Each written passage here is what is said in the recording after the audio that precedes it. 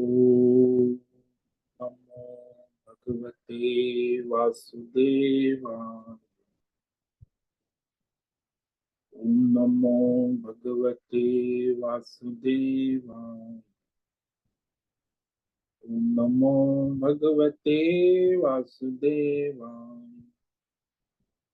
ओम नमो भगवते वासुदेवाय। ओम नमो भगवते वासुदेवाय। ओम नमो भगवते वासुदेवाय। ओम नमो भगवते वासुदेवाय। ओम नमो भगवते वासुदेवाय। ओम नमो भगवते वासुदेवाय। ओम श्री परमात्मने नमो नमः। ओम गणपतये नमो नमः। सरस्वती नमो नमः। ओम गुरुभ्यो नमो नमः। ओम सहना भवतु सहनौ भुनक्तु सह वीर्यं करवावहै तेजस्विनावधीतमस्तु मा विद्विषावहै। ओम शांति शांति शांति। सदाशिवसमारम्भा शंकराचार्य मध्यमाम् अस्मदाचार्यपर्यन्तां वन्दे गुरुपरम्पराम्। ओम पार्थाय प्रतिबोधितां भगवता नारायणेन स्वयं व्यासेन ग्रथितां पुराणमुनिना मध्ये महाभारत अद्वैतामृतवर्षिणीं भगवतीम् अष्टादशाध्यायिनीम् अम्ब त्वामनुसन्दधामि गीते भवद्वेषिणि वसुदेवसुतं देवं कंसचाणूरमर्दनं देवकी परमानन्दं कृष्णं वन्दे जगद्गुरुं। नमस्ते परमं ब्रह्मा सच्चिदानन्दरूपाय निर्गुणाय नमस्तुभ्यं ओंकाराय नमो नमः। सर्वे दुर्गाणि तरन्तु सर्वे भद्राणि पश्यन्तु सर्वे सद्बुद्धिमाप्नोतु सर्वे सर्वत्र नन्दतु। ओम तत्सत। ओम ओम।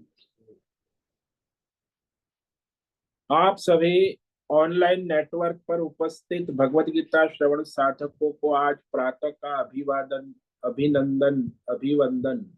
हरि ही ओम हरि ही ओम हरि ओम।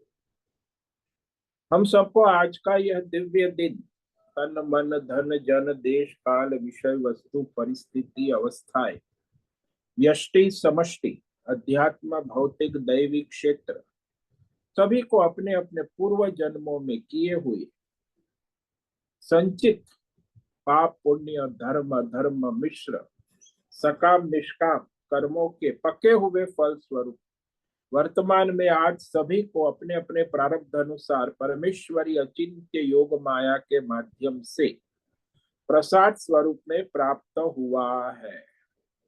अतः आज का यह दिव्य दिन परमार्थ हेतु निष्काम सेवा यज्ञ देव यज्ञ ऋषि यज्ञ पितृ यज्ञ मानवता यज्ञ भूत प्राणी यज्ञ सात्विक दान शारीरिक वाचिक मानसिक तप निष्काम कर्म योग ध्यान योग भक्ति योग ज्ञान योग साधनाएं स्वाध्याय वेद शास्त्रों का अध्ययन अध्यापन उपासना आराधना के लिए समर्पित करे और करवा अत्यंत दुर्लभ मनुष्य जीवन को परमार्थ हेतु सार्थक करे और करवावे।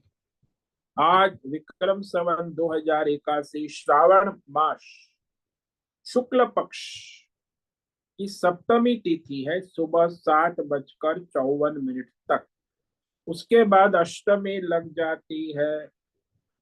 आज है स्वाति नक्षत्र सुबह 8:32 तक। उसके बाद विशाखा नक्षत्र लग जाता है। आज है सोमवार, श्रावण सोमवार। शिव जी भोलेनाथ की आराधना उपासना का दिन है और यहाँ वर्षा ऋतु चल रही है। रात्रि का न्यूनतम तापमान 20 डिग्री रहा और दिन का अधिकतम तापमान 30 डिग्री रहा। वर्षा हो रही है लगातार। गंगा जी का जल प्रवाह पहाड़ के लेवल से बह रहा है।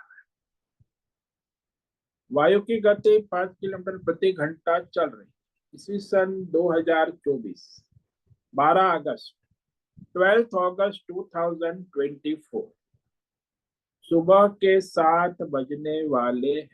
कलयुग का प्रथम चरण 5125वां वर्ष, 7वां वैवस्वत मनवंतर श्वेत वराह कल ब्रह्मा जी का 26वां दिन और 51वां वर्ष चल रहा है।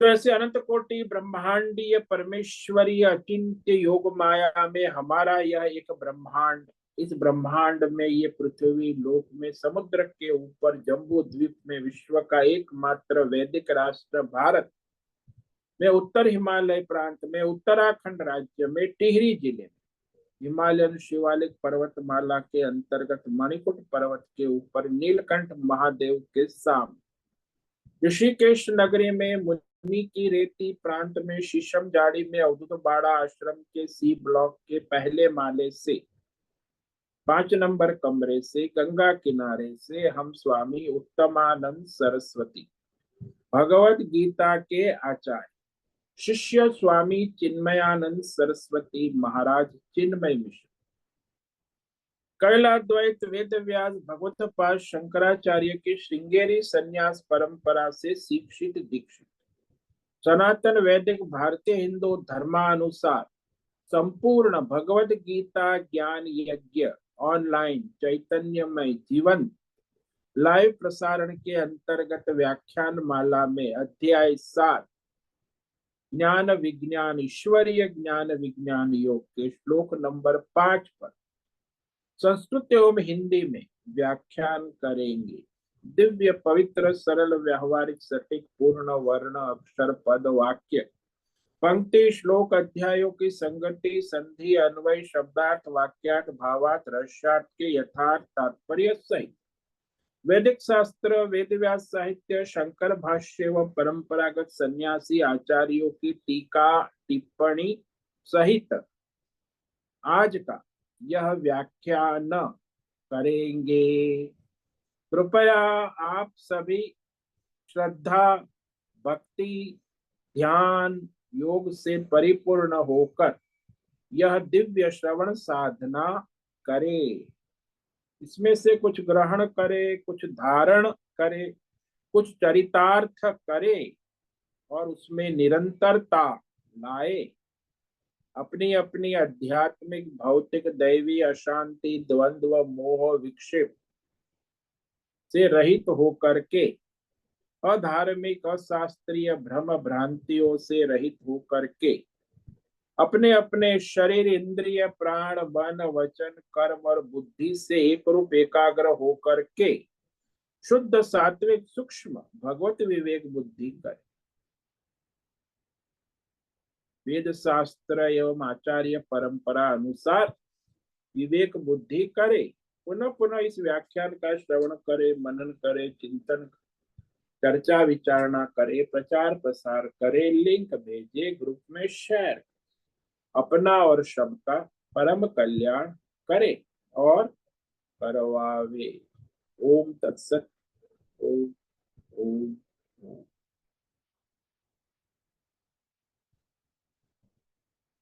तो भगवान ने जो संकल्प किया है कि मैं तुम्हें ज्ञान विज्ञान योग कहूंगा, तो स्वारंभ भगवान कहते हैं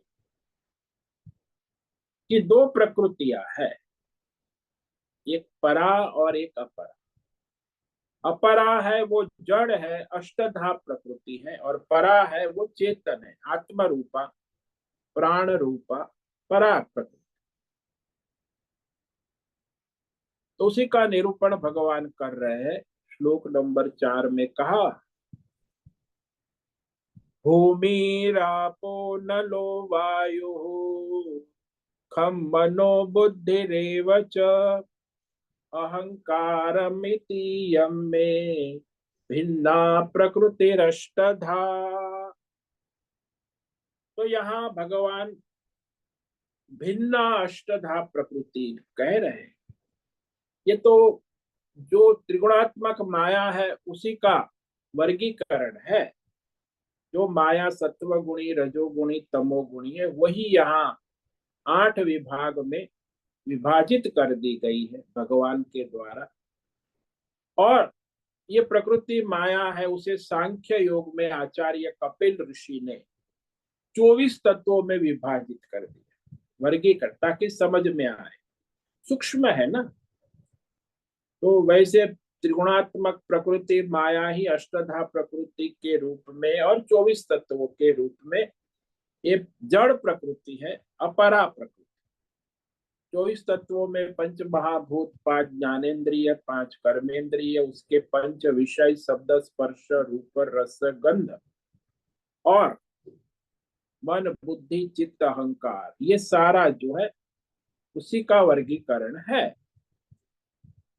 तो यहाँ भगवान ने पृथ्वी तत्व कहा, जल तत्व कहा, अग्नि तत्व कहा, वायु, ये स्थूल मत समझना, सूक्ष्म आकाश तत्व,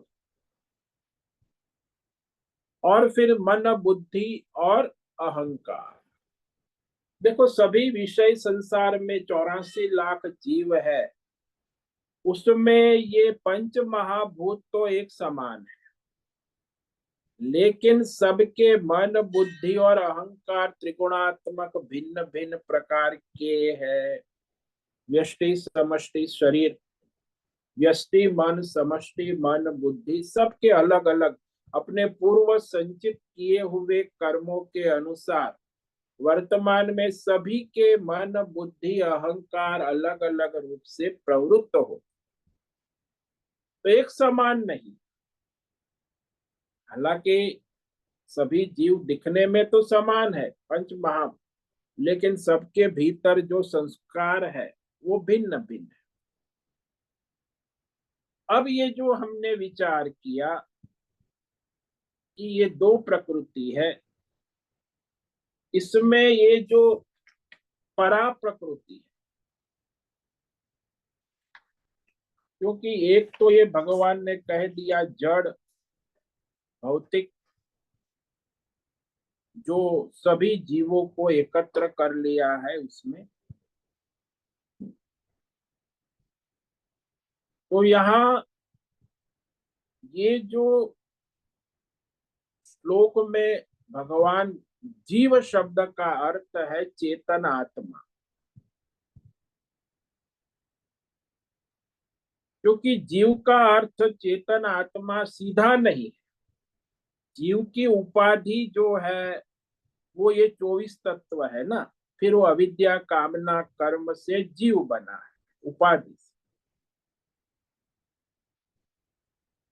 तो वह अविद्या कामना कर्म और 24 तत्व की उपाधि के कारण वह चेतन जीवात्मा प्रतीत होता है, 24 तत्व को चलाने वाला, प्रकाशित करने।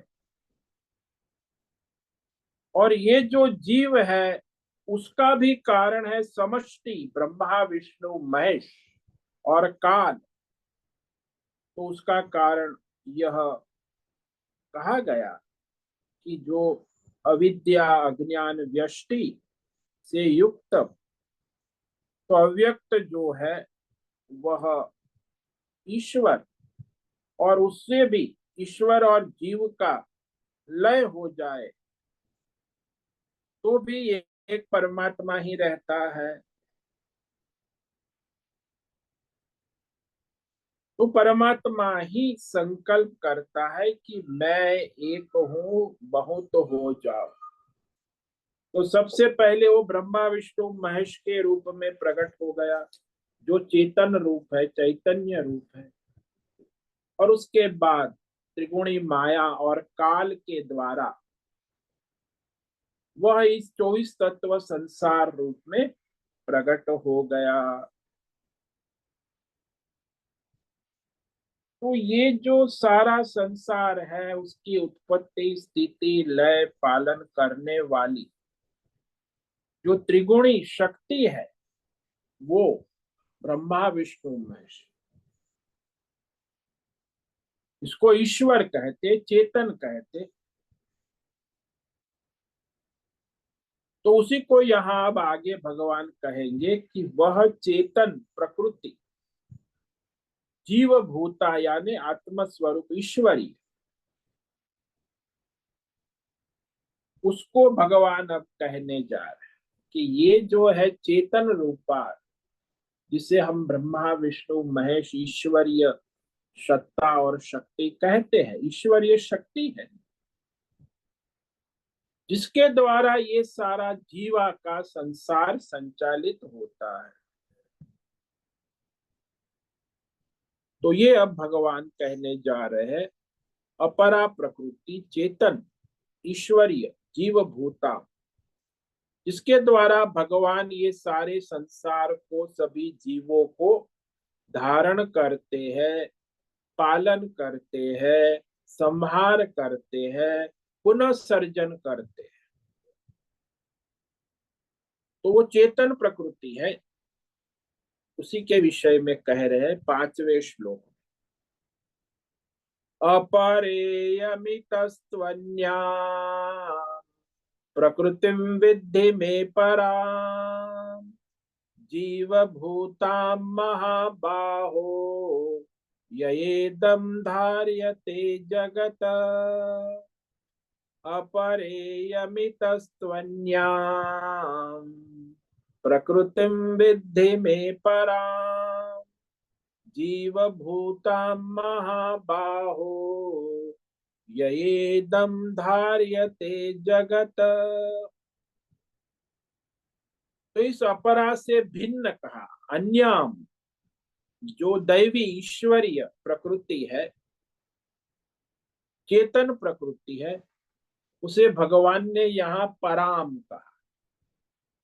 जीव भूताम यानी ईश्वरी, आत्मस्वरूप ईश्वरी, जिसके द्वारा ये सारा जीव जगत धारण किया जाता है, पालन किया जाता है, संहार किया जाता है, पुनः सर्जन किया जाता है। संसार की सारी उत्पत्ति स्थिति लय ये ईश्वरीय शक्ति ब्रह्मा विष्णु महेश के बाद, तो वो भगवान की परा प्रकृति है। तो जो अष्टधा प्रकृति कही वो जड़ है, वो अपने आप स्वयं कुछ नहीं कर सकती। लेकिन जो परा प्रकृति है चेतन ईश्वरीय ब्रह्मा विष्णु महेश आत्म रूपा, इससे यहाँ जीव रूपा कहा, तो समझो कि उसी के द्वारा ये सारे जीव और सारा संसार धारण किया जाता है, उत्पन्न किया जाता है, पालन किया जाता है, संहार किया जाता है, पुनः सर्जन किया जाता है।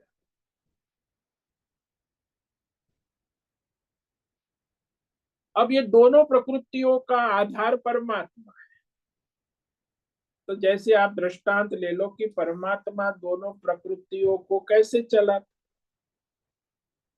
जैसे मकड़ी है, मकड़ी अपने मुख की लार के द्वारा, लार जो उसके मुख में, उसके द्वारा वो मकड़ी जाला फैलाती है,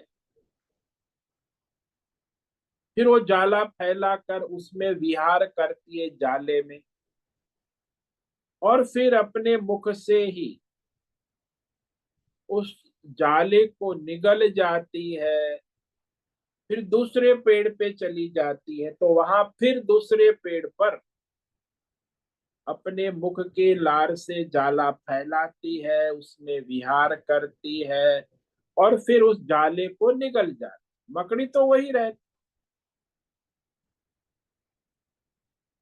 तो जैसे मकड़ी जाला फैलाती है, वैसे ही परमात्मा इस संसार में व्यष्टि समष्टि संसार को अपने से उत्पन्न करते हैं, और उसमें अपने से उत्पन्न तो करते, और उसमें फिर जीव रूप से विहार करते हैं, फिर उसे अपने स्वरूप में लीन कर लेते हैं, पुनः उसे अपने स्वरूप से उत्पन्न करते रहते। तो ऐसे मकड़ी के जाल की तरह ही परमात्मा ये प्रकृति दोनों की उत्पत्ति स्थिति लय में मुख्य आधार।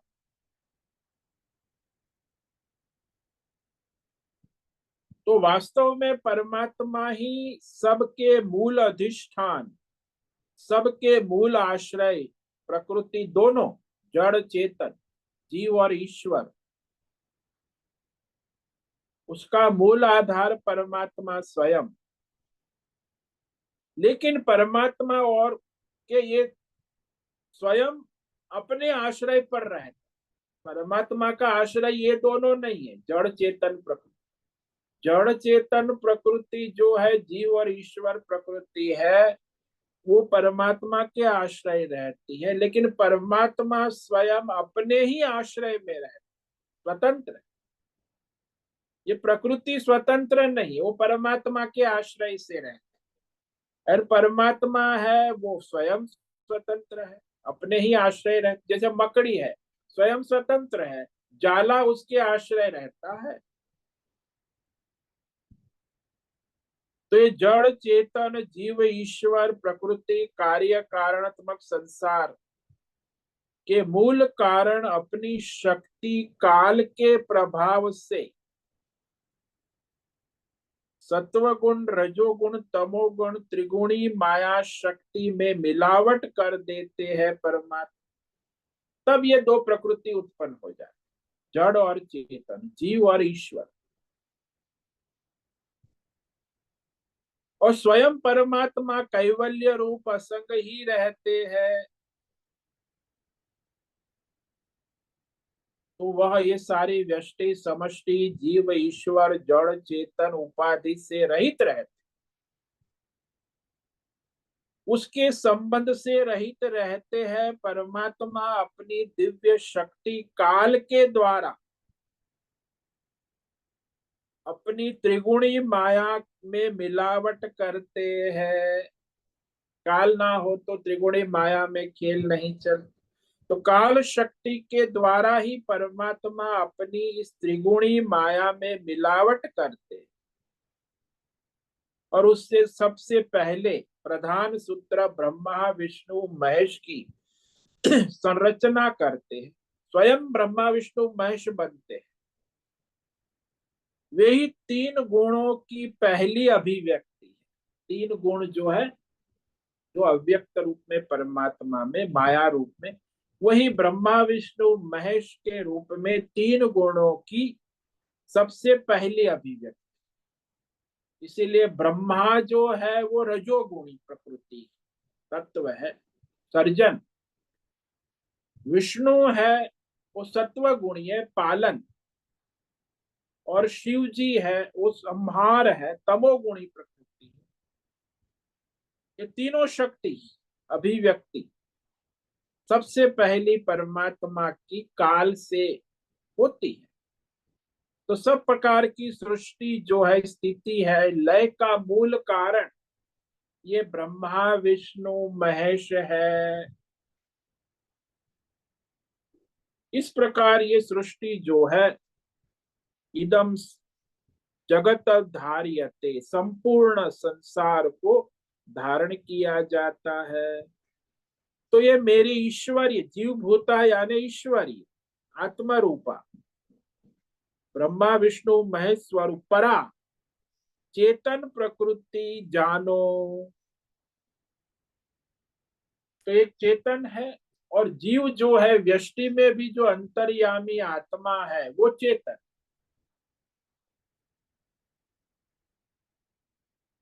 और ईश्वर जो है वो उसे संचालित करता है उसके कर्म के अनुसार।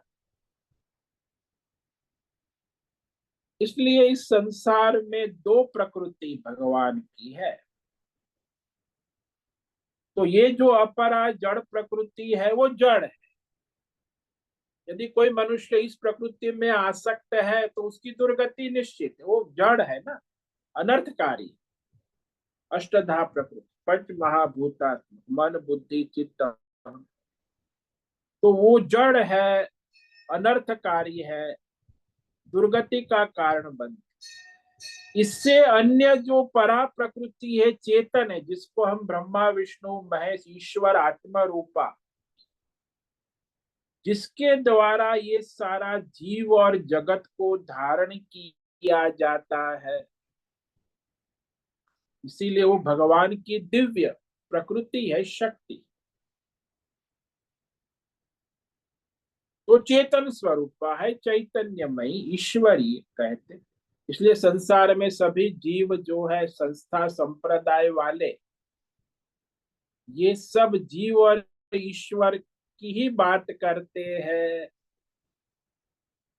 परमेश्वर तत्व की बात नहीं करते।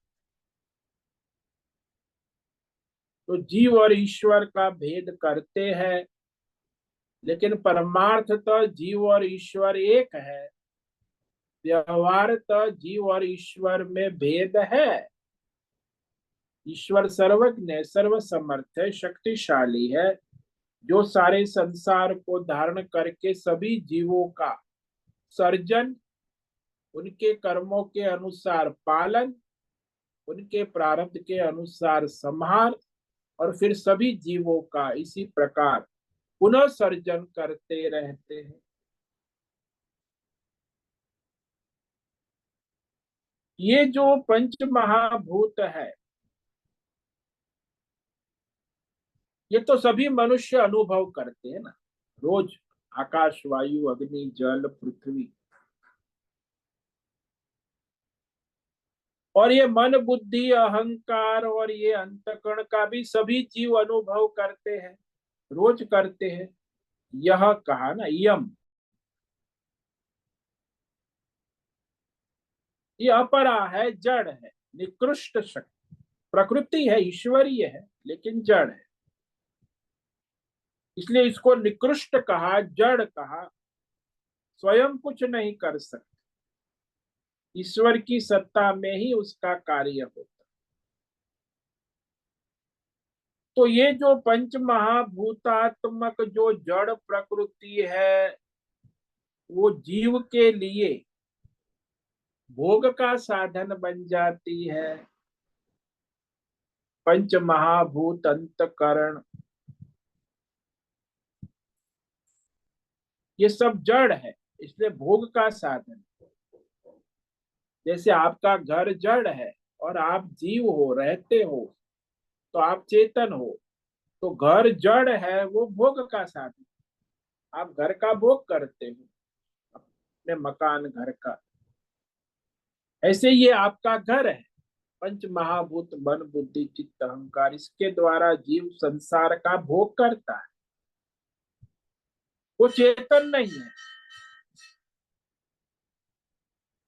चेतन नहीं होने के कारण किसी प्रयोजन को सामने नहीं रख सकते, इसीलिए इसे जड़ कहते हैं। वो स्वयं कुछ नहीं कर सकता, उसे करना है तो फिर चेतन का सहारा लेना है। जैसे आपकी कार है, कार जड़ है, स्वयं कुछ चल नहीं सकती, उसे चेतन ड्राइवर का सहारा लेना पड़ता, तभी वो कार चले। ऐसे ये सारा आपकी कार है, पंच महाभूत मन बुद्धि चित्त, लेकिन वो ड्राइवर के सहारे चलेंगी, अपने आप नहीं चले, इसीलिए जड़ है।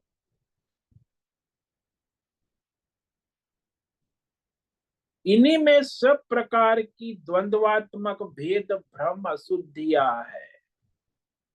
सारे काम क्रोध लोभ मोह राग द्वेष, संसार की सारी अशुद्धि जिसे कहते धर्म अधर्म पाप पुण्य, द्वंद्वात्मक भेद भ्रम सारे इसी अष्टधा प्रकृति में है।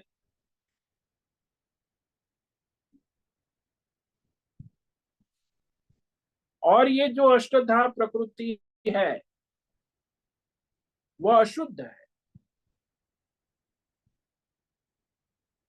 और जो चेतन आत्मा है वो इसके साथ जुड़ गया है तो वो भी अशुद्ध प्रतीत होने लगता है। चेतन प्रकृति है वो भी अशुद्ध हो जाती, प्रतीत होती है। चेतन आत्मा अशुद्ध कभी नहीं होता है, लेकिन इसका संग करने से अशुद्ध प्रतीत होती है।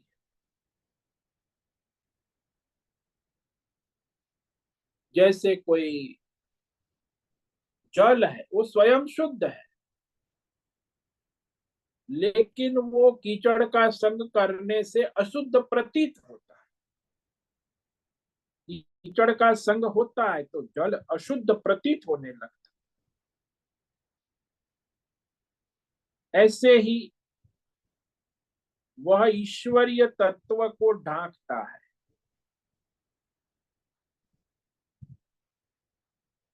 इसीलिए संसार में जो धर्म के अनुसार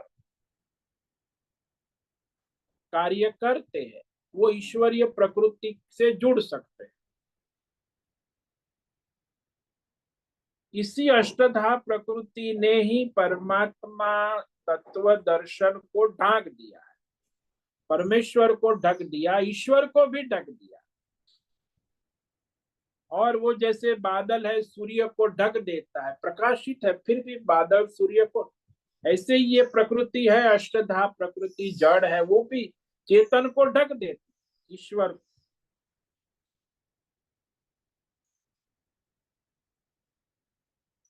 ऐसे ही संसार में सब लोग जानते हैं कि धर्म है सत्य बोलना है, सत्य ही धर्म है, सत्यम वद धर्मम चर।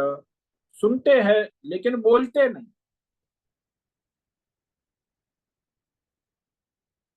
यदि आप सत्य बोलते हो तो ये वाणी की शुद्धि है, और सत्य और धर्म का आचरण करते हो तो वह धर्म रूप ईश्वर की तरफ ले जाती है, परमेश्वर की तरफ।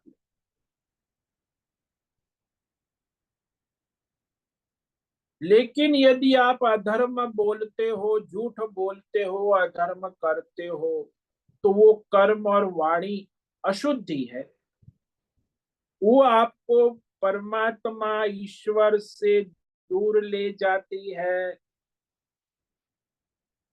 सो अधर्मी मनुष्य ईश्वर से दूर हो जाता, ईश्वर तरफ नहीं जाता। आपने देखा होगा आपके जीवन में कोई भी अधर्मी झूठ घोंट पाखंड करने वाला ईश्वर को नहीं मानता, ईश्वर से दूर रहे। और जो धर्मात्मा है सत्य धर्म का, वो ईश्वर की ओर जाता है, आकर्षित होता है परमेश्वर की ओर। तो झूठ बोलने वाले अधर्म करने वाले उनकी अशुद्धि अधर्म है, वो उसे परमात्मा से दूर रखते हैं। लेकिन जो धर्मात्मा होता है वो अपनी आंख से भगवान के मंदिर का दर्शन करता है, भगवान की मूर्ति का दर्शन करता है और भगवान को वंदन करता है तो परमात्मा की तरफ जाता है। और जो अधर्मी वहां खड़ा है वो यहाँ वहां देखता है, हाथ नहीं जोड़ता, उसे कोई श्रद्धा नहीं है, तो परमात्मा के मंदिर में खड़ा है, आरती में खड़ा है, लेकिन परमात्मा की ओर नहीं, दूर है। केवल उसे खड़ा रहना पड़ता है क्योंकि उसकी पत्नी धर्मात्मा है, पूजा में ले आई, लेकिन वो तो राक्षस, उसे कोई भगवान से कोई लेना देना नहीं। तो मंदिर में खड़ा है, हाथ भी नहीं जोड़ता, यहाँ वहां देखता, तू पूजा कर, मैं तेरे पीछे खड़ा हूं, तू मेरी पत्नी है ना। तो ऐसे आप असुरों को बहुत देखा होगा मंदिरों में पूजा। तो वो धर्मचारिणी है, ये अधर्मी है। वो मंदिर में है, भगवान के साथ है, लेकिन भगवान की ओर उसे कोई श्रद्धा विश्वास आकर्षण नहीं होता क्योंकि उसके जीवन में पाप है, अधर्म है। तो इस प्रकार संसार में दो प्रकार के मनुष्य हमारे घर में, परिवार में, हमारे अंदर, हमारे बाहर सत्य और असत्य, धर्म और अधर्म करने वाले रहते हैं। उसी संसार में हम लोग रहते। तो जो धर्मात्मा है वो ईश्वर की ओर जाता है, श्रद्धा रखता है। वो जो अधर्मी है, झूठ कपट ढोंग पाखंड में, वो ईश्वर से दूर रहता है, ईश्वर को नहीं मानता। और इस तरह ये संसार में धर्म अधर्म का संघर्ष चलता रहता है। ये सारा प्रकृति, जड़ प्रकृति में होता है। तो यहाँ संसार में जितने भी भौतिक अध्यात्म दैव विषय है, वो सब हमें परमात्मा की तरफ ले जाने के साधन भी है, और वो सारे परमात्मा से दूर ले जाने के साधन भी है।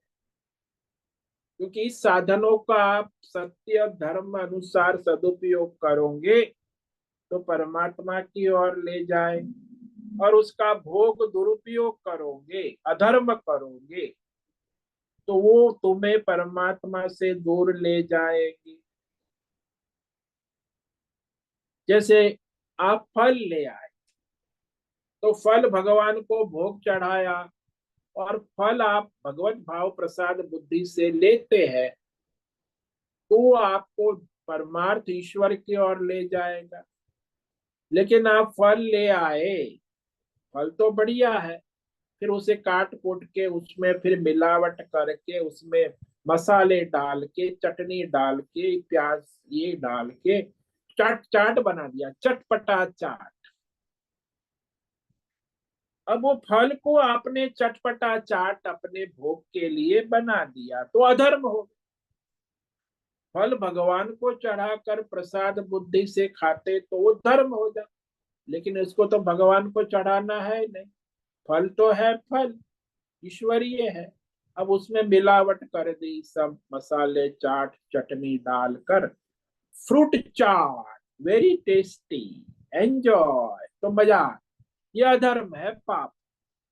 तो ऐसे जो भोग लंपट भोगी होते हैं, वो कभी परमात्मा की ओर जाते नहीं है, परमात्मा को मानते नहीं है, ईश्वर की सत्ता का स्वीकार, वो तो भोग में पड़े।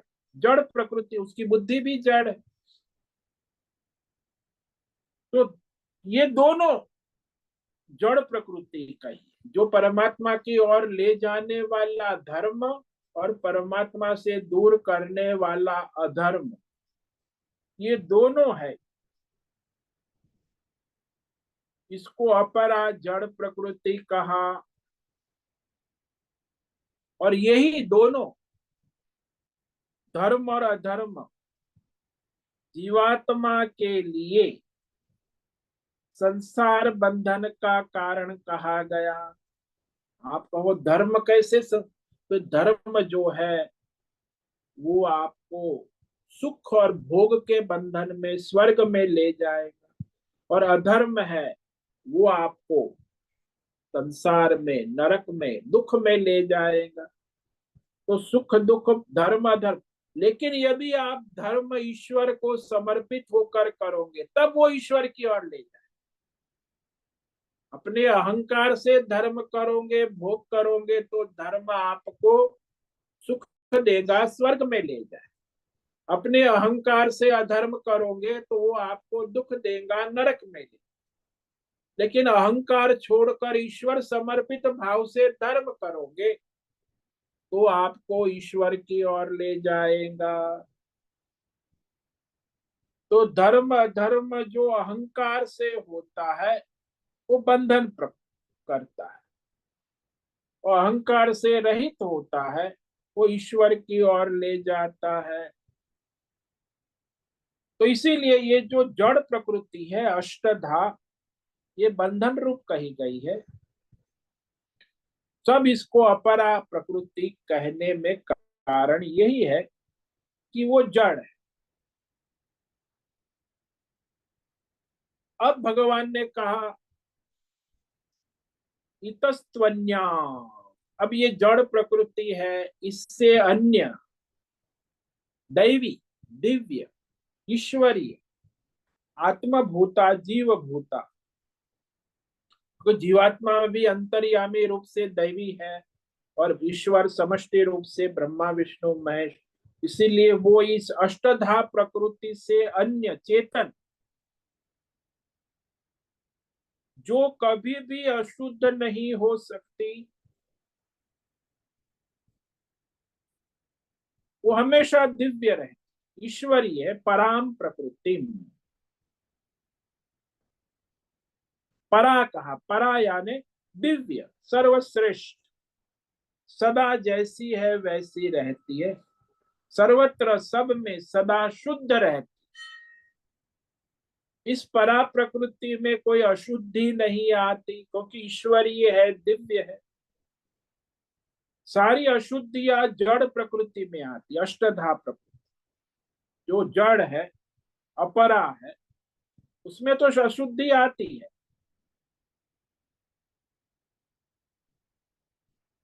तो उसे परमात्मा की तरफ ले जाना चाहो तो शुद्ध भी हो जाती है, परंतु ये जो परा ईश्वरीय दिव्य चेतन हमेशा शुद्ध ही रहती है।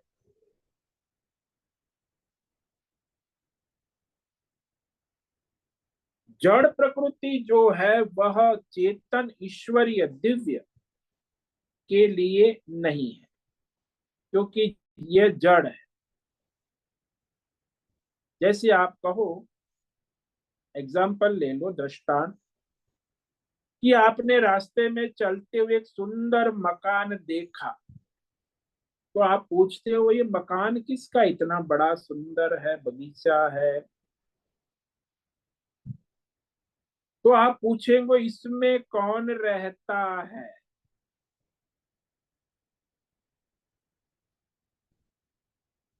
कभी ऐसा नहीं होता कि इस मकान के लिए मकान बना है, मकान के लिए मकान नहीं बनता। मकान उसके मालिक के रहने के लिए बनता है। रहने वाला कोई मालिक नहीं है, ऐसा मकान नहीं होता।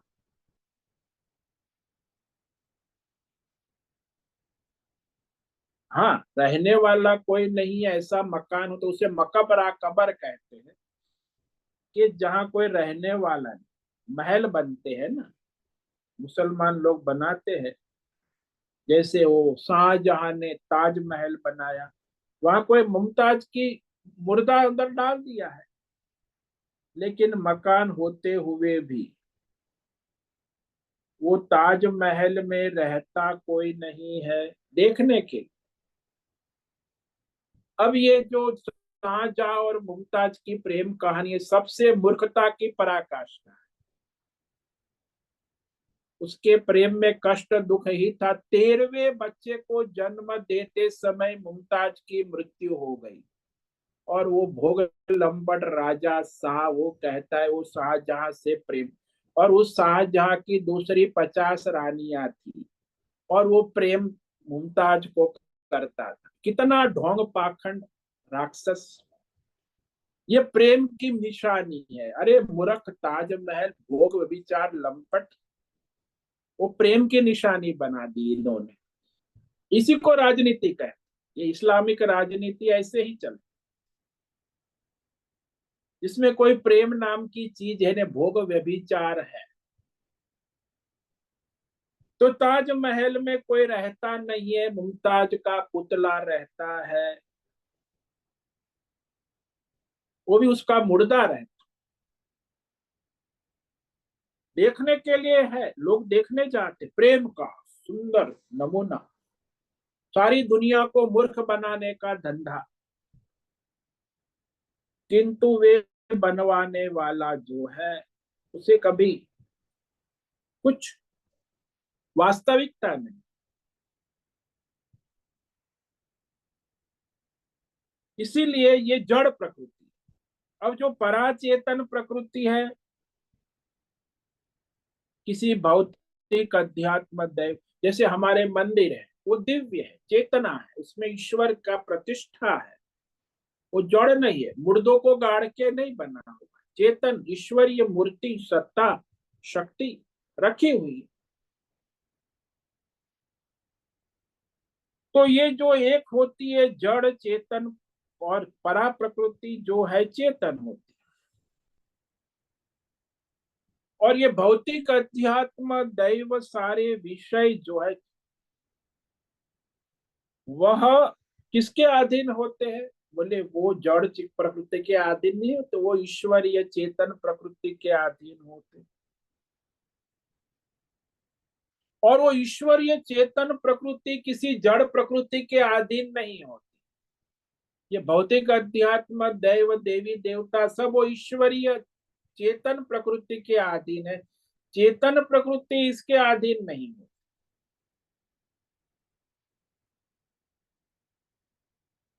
तो ये एक विशेषता है, ईश्वरीय है ना। जड़ प्रकृति अपने आप कुछ नहीं कर सकती, और ईश्वरीय प्रकृति उसे प्रकाशित करती है, प्रेरित करती है, और उसके अधीन नहीं। संसार के सभी विषय भौतिक अध्यात्म दैव उसी के द्वारा चलते हैं, इसीलिए उसे ईश्वरीय चेतन परा प्रकृति कहते हैं।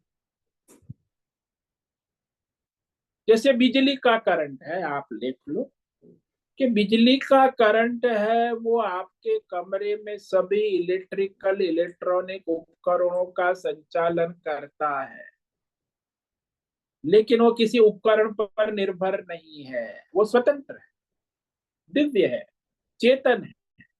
और आपके उपकरण सारे जड़ है, तो बिना बिजली के करंट के कोई उपकरण अपना काम नहीं कर सकता है।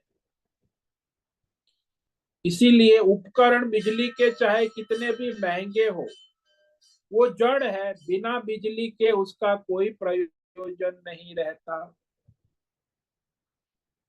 इसीलिए चेतन परा ईश्वरीय जो शक्ति है, भगवान की ही प्रकृति है, इसको ईश्वर कहते हैं, वो दैवी है। और ये जो सारा संसार है, अष्ट प्रकृति पंच महाभूतात्मा, वो उसी के द्वारा संचालित होता है।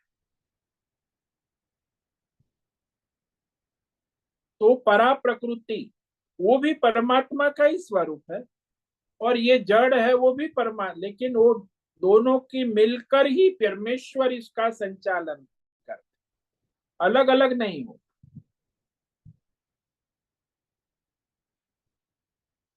इस प्रकार यह मेरी परा प्रकृति यानी आत्म रूपा, परा का मतलब जीव भूता जीव रूपा नहीं, आत्म रूपा, प्राण रूपा, ईश्वरीय दैवी,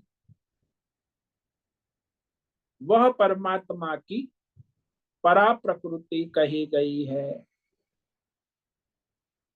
और वो परमात्मा का आत्म रूप है, स्वरूप, आत्म स्वरूप है परा प्रकृति। तो इस प्रकार आज हमने ये विचार किया, और इस पर विचार कल करेंगे। तो ये जड़ और चेतन दो ईश्वरीय परमेश्वरीय, यानी जीव और ईश्वर, ये दो, जीव है और जगत है ये जड़ है, और ईश्वर है वो चेतन है। तो ईश्वरीय शक्ति के द्वारा ये जीव और जगत का संचालन होता है। उत्पत्ति स्थिति लय पुनः उत्पत्ति स्थिति लय जीव और जगत का वो ईश्वरीय शक्ति से होता रहता, काल के द्वारा। वो भी काल ईश्वरीय परमेश्वरीय शक्ति है। तो इस पर और कल विचार चिंतन करेंगे। तो आज जो हमने पंचम श्लोक प्रारंभ किया है, अपरेमित अपरेयमित स्वन्याम प्रकृतिम विद्धि में पराम जीव भूताम महाबाहो येदम धार्यते जगत। महाबाहो, अरे महाबाहो सुनो, ये जो मैंने अष्टधा जड़ प्रकृति का, इससे अन्य अन्य है, इतर है, जिसके द्वारा ये संपूर्ण जड़ जीव जगत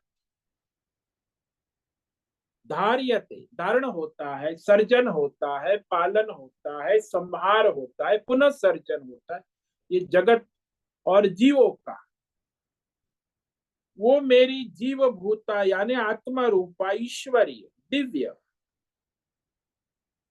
चेतन प्रकृति पराम पराम प्रकृति यानी सर्वश्रेष्ठ जीव और जगत से उत्कृष्ट चैतन्यमय दिव्य ईश्वरमय ब्रह्मा विष्णु महेश सभी को धारण करती है, पालन करती है, संहार करती है, पुनः सर्जन करती है। तो ये प्रकृति जानो ईश्वरीय परा प्रकृति, ये दोनों के द्वारा ही परमात्मा इस संसार का संचालन करते हैं। ओम नमो नारायणाय, ओम नमो नारायणाय, ओम नमो नारायणाय, ओम नमो नारायणाय, ओम नमो नारायणाय। कायेन वाचा मनसेन्द्रियैर्वा बुद्ध्यात्मना वा प्रकृते स्वभावात् करोमि यद्यत् सकलं परस्मै नारायणायेति समर्पयामि। ओम सर्वे भवन्तु सुखिनः, सर्वे सन्तु निरामया, सर्वे भद्राणि पश्यन्तु, मा कश्चित् दुःखमाप्नुयात्, अस्तु मा सद्गमय, तमसो मा ज्योतिर्गमय, मृत्योर्मा मृतंगमय।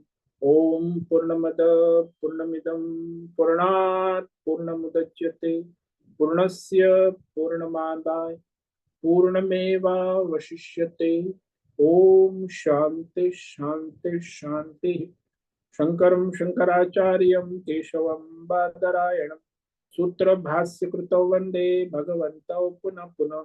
ईश्वरो गुरुरात्मेति मूर्ति भेद विभागिने व्योमवद्व्याप्तदेहाय दक्षिणामूर्तये नमो नमः। ओम गुं गुरुभ्यो नमो नमः। ओम तत्सत् ब्रह्मार्पणमस्तु। ओम ओम ओम।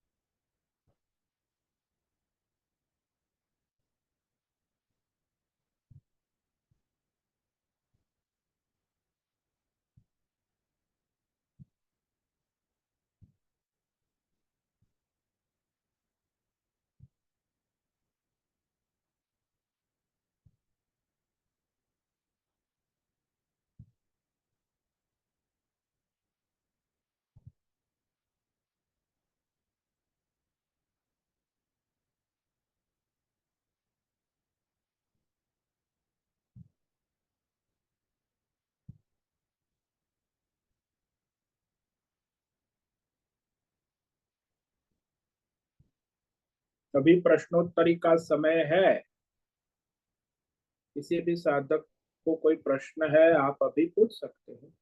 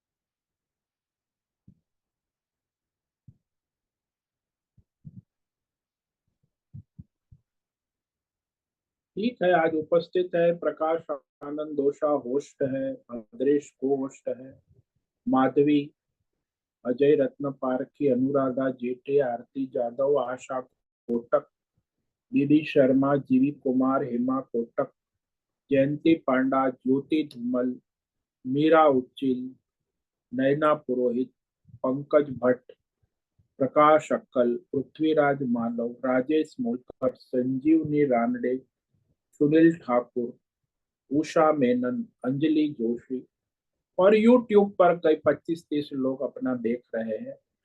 तो जो लोग YouTube पर देख रहे हैं उनका यहाँ नाम नहीं आता, जूम पर हम है, वो जूम पर है उनका यहाँ नाम है, जो YouTube पर है वो अपना YouTube पर देखते हैं।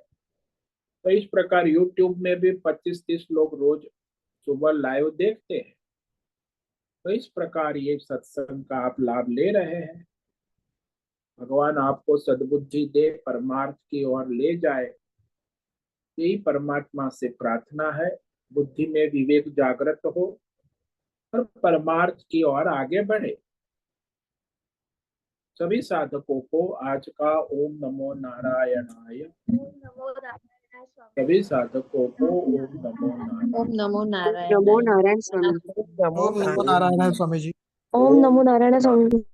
सबको ओम नमो नारायण स्वामी जी। मुझसे निवेदन है आज का सत्संग पूर्ण करे।